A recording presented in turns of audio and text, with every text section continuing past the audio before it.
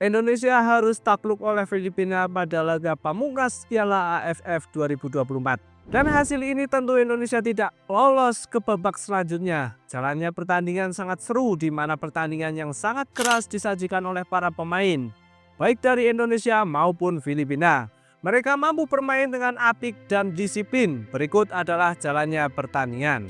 Pada babak pertama di 15 menit awal, timnas Indonesia tampak bermain tergesa-gesa sehingga tak ada peluang berbahaya yang tercipta. Sementara Filipina bermain lebih tenang namun cukup rapi. Pada menit ke-10, kiper Filipina Patrick Deto harus diganti karena berbenturan dengan Raihan Hanan. Patrick Deto digantikan oleh Quincy Kamerat.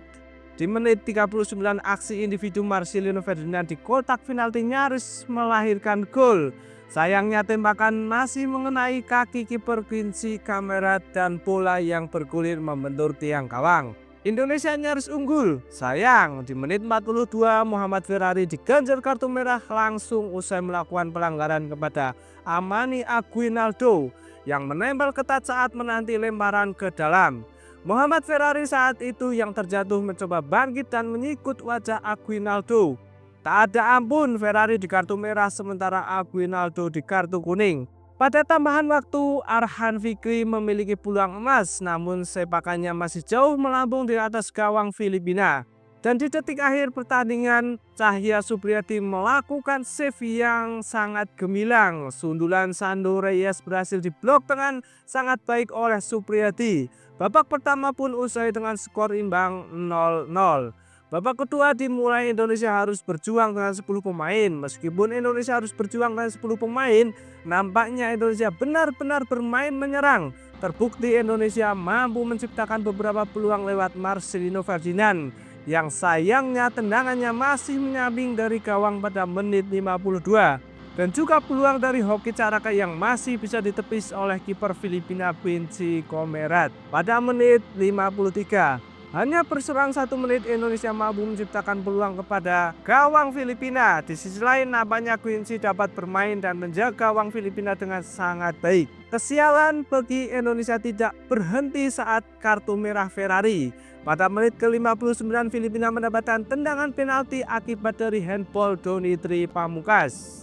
John Christensen yang mengeksekusi penalti mampu menaklukkan Cahya Supriyadi. Skor sementara Filipina unggul lewat gol penalti di menit 63. Pada menit 80 pemain Filipina mulai mengulur-ngulur waktu dan hal ini tentu membuat Indonesia merasa kesal atas apa yang dilakukan oleh Filipina.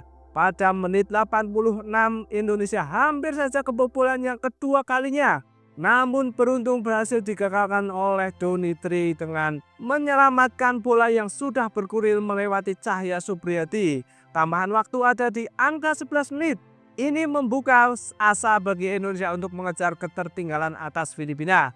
Namun sayangnya beberapa peluang yang dilakukan oleh pemain Indonesia tidak mampu dimaksimalkan sehingga Indonesia harus takluk oleh Filipina dengan skor 0-1. Statistik jalannya pertandingan, Indonesia mampu melepaskan 19 tendangan dengan 6 diantaranya menjadi shoot on target. Sementara Filipina mampu melepaskan 9 tendangan dengan 6 diantaranya shoot on target. Ball possession Indonesia berada di angka 55% sedangkan Filipina 45%. Dengan hasil ini Indonesia dipastikan tidak lolos ke babak selanjutnya atau babak semifinal Piala AFF 2024. Tak perlu khawatir karena Indonesia memang tidak menargetkan juara dan kita hanya menggunakan skuad U22.